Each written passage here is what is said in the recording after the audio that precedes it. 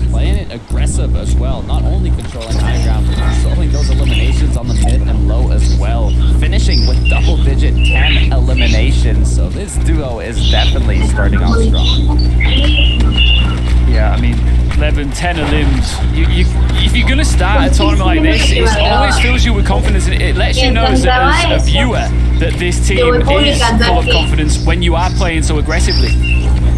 Yeah, and I think personally for me, one of my favorite things to see there about that endgame is curve towards the end, no AR ammo left, right? Like, that to me, that's important, because sometimes I see teams on high and you know, the fragger or someone's up there and they've got like 300 ammo. I'm like, why spray? Keep spraying, don't stop spraying. Towards the end and no ammo, he has to just drop down and proper take fights. Like, they know what they're doing when they're up there, and they were so relentless, so aggressive. A 10 elimination win to start the day, that's no funny business. They ain't messing around. Yeah, and listen, they're up there not just in-game, but on the leaderboard right now as well, of course. Let's take a look at the standings.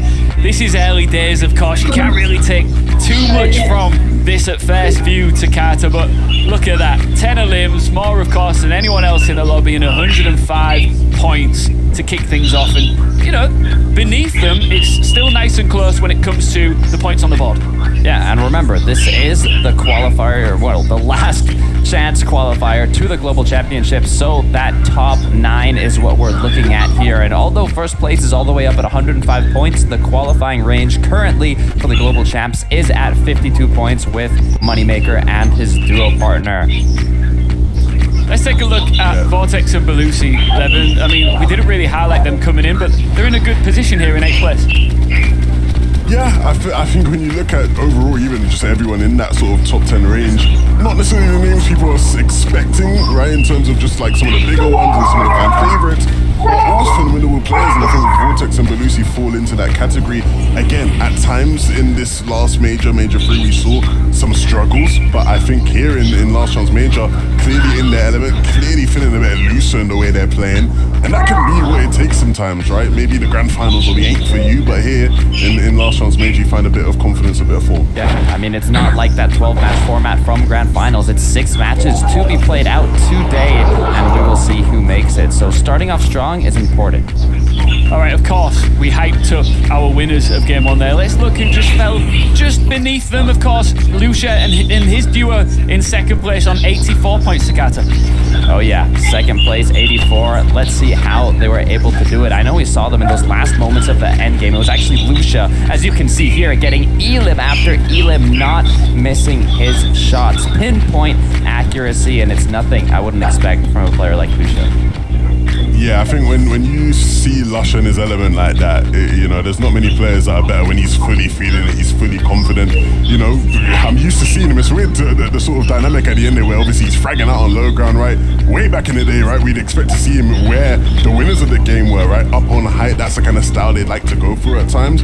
But I think it's good to see him sort of making things work. The key thing is though, right, is you can only rely on solo clutches so much, right? You don't want to be going into every game and relying on Lusher to make a solo clutch happen. You want something a bit more sustainable in terms of a game plan. Yeah, absolutely. And Levin, look, if you're looking for solo clutches, if that weight is on your shoulders for a long session like this, it's not necessarily going to pan out. Let's take a look now at the 2nd page of the standings here. Let's look at the 10 to 20, 11 to 20 range here. And look, like we said at the start, Levin, there are some big names who are yet to pop off as much, but it's a long road ahead of us. Yeah, I was looking at Video Mr. Savage in some of the mid-game and thinking, oh, hold on a minute, we're actually getting to see them play out a game. It feels like so long since I've got to see that, right? Where we're not just seeing them trapped in the Naughty Nets area. It was interesting because I think some of the earlier thresholds, right, they were able to get surged relatively easy, whereas you saw them start to fall behind and it turned into a very much stereotypical game they've had this season where they aren't together to do it, right? They are just split off as solos, trying to make things work. And they're going to have to really lock in and be that duo we know they can be, because if they can consistently get to endgames to counter, I don't doubt their ability, man. The fundamentals are there. Savage knows how to lead an endgame. They just have to get there together. Right, and get there with a good amount of loot. I mean, after post-Island, they got into the kind of chain reaction of being on the congested side of zones. So when those moving zones actually started, they were already low on materials, low on loot, which caused them to get split up and ultimately not having the best game. Yeah, I mean, Levin, at the very beginning of this show, one of the first duos that you wanted to highlight as one to watch, of course, Janice and Reason, they didn't get off to the perfect start here. They were contested right off spawn. Yeah, there was a lot of confusion about, you know, what their off-spawn situation was going to be like. They had switched around a couple times to different places on the map, and they ultimately went back here towards the north, which is actually the spot they're more familiar with. But because of all the shuffling, it meant that they were contested when going back to this spot, and that sort of chain reaction of being contested and teams knowing that, and so now you have Uruguay and Wox coming into third party that eventually took them out. And look, Janice and Reason are a top team to Carl, nobody's doubting that. But if their off-spawn situation doesn't get better in the next couple games, their chances of qualifying are going to slowly dwindle. Right, especially with the 6-game format. I mean, they did a good job in the initial off-spawn engagement, or when they started chasing their opponents into Uruguay and Wox is where it got a little difficult. So hopefully, moving forward, maybe their opponents switch drops, or they can finish the engagement a lot quicker. Yeah, like I said, guys, this is early days. Of course, we're going to see these chess pieces moved around a lot over the next 5 games. And speaking of which, it's now time to get right back on the battle bus for game number 2. And leading us through the charge, of course, is Taka and Shio. Guys, take it away. Thanks so much, Ian, Levin, and Takada. A great Game 1 breakdown, if I can say so myself. But Shio, it was only Game 1. We still have 5 more games to work with. And Game 2 on the horizon. I'm sure a lot of these teams that might have had some of those first game jitters, they've got to get them out the way now.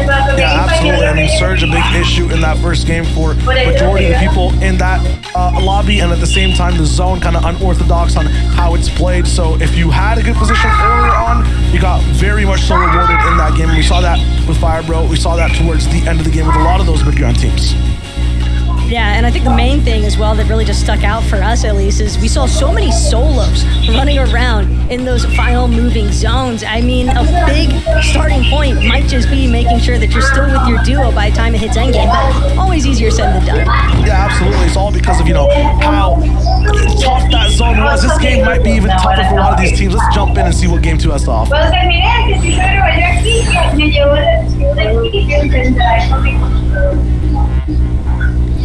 And again, with Game 2 now underway, for a lot of these teams that didn't get the start that they were hoping for, I mean, this could be a great bounce back swing of energy that is much needed when you find yourselves a little bit further behind than you might have anticipated.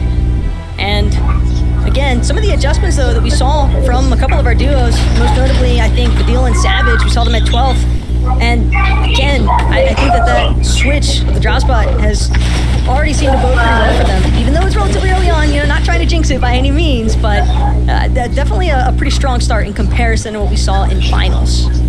Yeah, I definitely want to see them get even better, do even better. Meanwhile, Janice Reason looking at possibly a teeny type strat, going to different spots all around the map.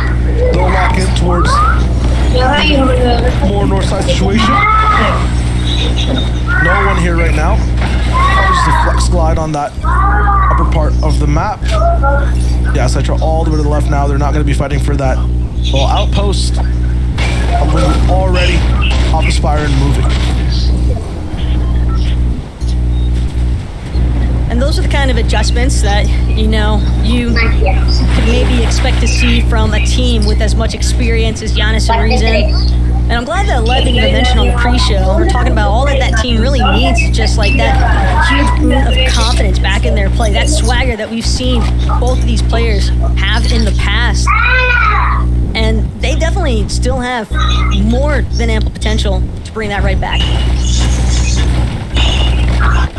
100%. You want to make sure you're good to go, ready to fight. Want to be here for all 6 games today. There's reason because they are just a little bit unfamiliar as to what's going down on this side of the map when it comes to just this overall state of the tournament. Have to be careful whatever new spot that they go to. You have to be very vigilant that no one's just waiting inside houses, doors. We saw a little bit of that inside the finals last week. Yeah. But Badil Savage, though, they're not going to be able to, or they're not going to have to deal with that. They're going to be fine doing their little split. Definitely plenty of places for a team or a solo to hide inside of that beep and bounce, so definitely don't blame Giannis or Reason by any means, but for Astral and Lazen. They've got F9 in their sights. Not trying to let him go for free by any means. They'll force him to expend a handful of builds here as he looks to re-sync up with Moneymaker, and now it's Astral building up ever so slightly, trying to chop out the builds there for Moneymaker. Will be successful temporarily, but now it's a chop for Astral himself as he drops F9. Gonna expend one of his last slap splashes as well. And that little boost in energy could be enough for F9 to actually look to close the gap here. But again, the real trick is just getting that time to elimination down, Shio. Just making sure that you're not spending too much time on these engagements, looking for those eliminations or surge damage, because we've seen just how quickly other teams can look for their third-party opportunity. Yeah, you just gotta run, get to step 2 in terms of the overall plan. Sometimes they'll either get stuck on step 1. That's exactly what's happening at Anki right now. Pops on the other side, looking to see if he can help with this nice little split that's going on in this fight. Up against Crizzy, who did live overall in terms of early pressure in game 1. Now in game 2, having a bit more trouble. Third party coming in from the long distance, making this even more difficult for everyone to fight in. It looks like it'll go the entire mile as these guys on this side, props to, they're not going away. No such thing as the respect for the 1v1 when it comes to FortNite competitions by any means. Gotta be careful when you're actually looking to charge what's directly in front of you in case your backside isn't closed off with an edit. But for Crizzy and Brandman, still trying to work their way through. A little bit of top-down pressure now for Crizzy as he keeps shuffling his way around these boxes. Finally gets the opening he was looking for, and now it's just non-stop pressure with this flapjack rifle, but it's the other duo from a distance that's gonna force Crizzy to have to reposition here, nearly getting the better end of Fergans in the process. And Crizzy, he's still just trying to push forward, but that pressure from the duo from a distance, it is just putting so much in terms of damage onto both of these teams trying to duke it out. Last life here, but a good shot from Anki. It's that much needed siphon back. Med miss available too to keep rolling. And one last mini from Crizzy's body. It's TottemFireBro coming in. Really good idea to actually close the distance, as they know they've done so much damage to so many people. See the shield cracks as well from far away. Now they can just come in and shoot at whatever moves. Brand down. Crizzy's duo gone. Curb though, I mean, you made this fight and you're gonna be able to see it because it was so loud. Actually interacting with it puts you in the same position. More third parties now looking at these guys, and they're also collapsing in closer too. Look, the closer you get, sometimes it is not desirable to try and look for a cleanup situation here. Pen and Vasque now falling victim possibly to their own strategy. They wanted to collect some freebies instead, have to now be mindful of FireBro and Curb. But Pen reconsidering his actual approach, gonna choose to get himself back up to 100 shield just to make sure that if he continues looking for a fight, he'll be in the healthiest position possible. But Curb and FireBro think their danger instinct is starting to go off here. And they're looking to reposition entirely. They already got what they were after. One elimination there for FireBro is enough damage for the time being. They don't want to expend much more than what they have to at this point. Hopefully going for a back-to-back for those guys. Meanwhile, Kaizen and Clement, they're going to be rocking all the way past the Brutal Bastion inside these chasms and ravines. Looking to see what they can do next. From the bottom looking up though, Kaizen gonna realize doesn't really have a shot to work with.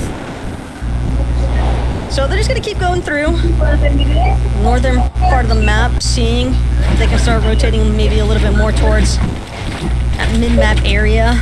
Granted, it's always gonna depend on which way the zone actually winds up pooling at the end of the day. That'll be the ultimate dictator as far as how these teams choose to rotate.